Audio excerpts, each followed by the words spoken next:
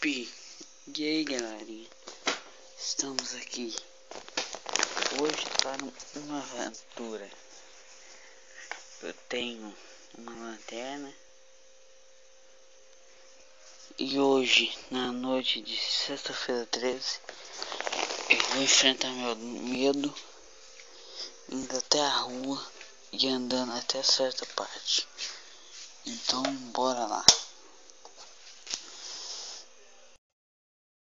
E aí, galera, altas 11 horas da noite e eu aqui no meio da rua filmando, próximo à praça, e passou dois caras de moto ali. Eu tive que esconder o celular porque eu achei que era bandido, mas não era, mano. Passar direto.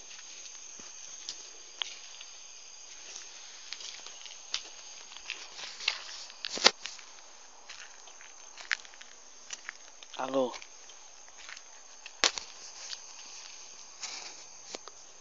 Alô?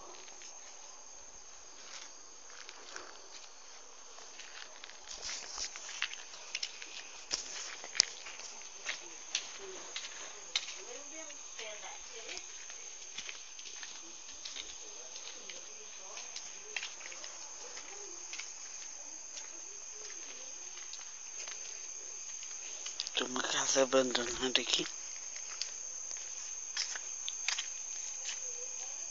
Enxergando alguma coisa? Eu não. Eu nem quero enxergar. Tchau.